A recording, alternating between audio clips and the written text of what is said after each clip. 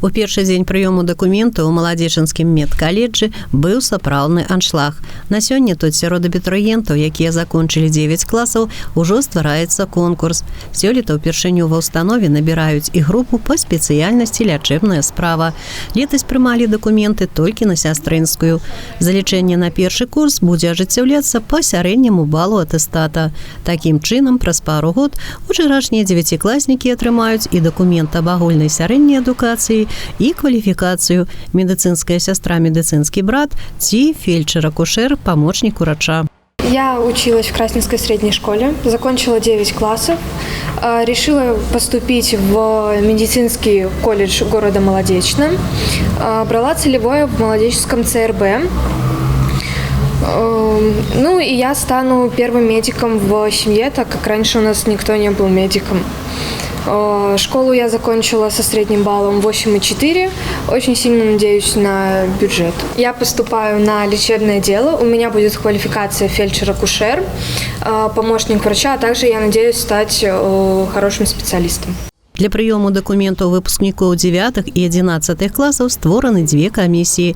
Усе пытанні, якія ўзнікаюць у абітурыентаў, вырашаюцца на месцы. Перыядычна на сайце медкаледжа і на спецыяльным стэндзе ў фае ўстановы абнаўляюцца дадзеныя пра ход уступнай кампаніі. Так што кожны з абітурыентаў можа адсочваць сітуацыю і, да прыкладу, дакументы з аднаго аддзялення перадаць на другое.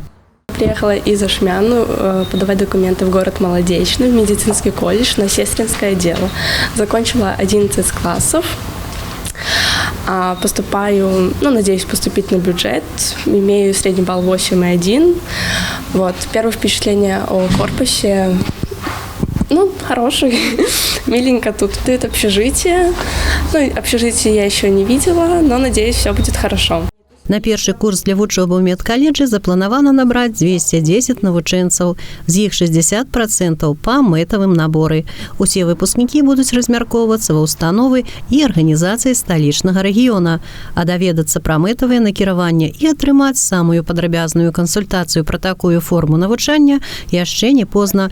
Зрабіць гэта можна прямо на месцы ў медкаледжы. На данный момент у нас в колледже можно заключить договора о целевой подготовке с Минской областной клинической больницей, Минской областной детской клинической больницей, Минским областным госпиталем Великой Отечественной войны.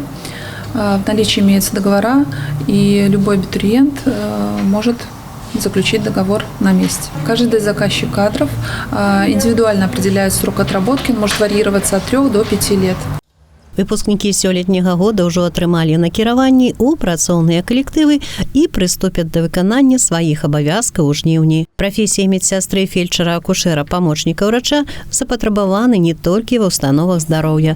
Таму без работы, як правіла, ніхто не застаецца. Некаторыя з выпускнікоў падаюць дакументы ў медуніверсітэты для атрымання вышэйшай адукацыі.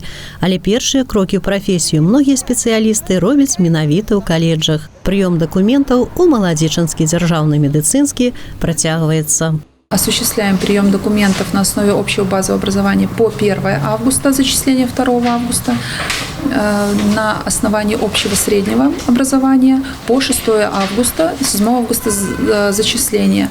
На платную форму обучения после 11 класса можно подать документы до 14 августа включительно. Алла Маркелова, Алексей Андреевский, МКТБ.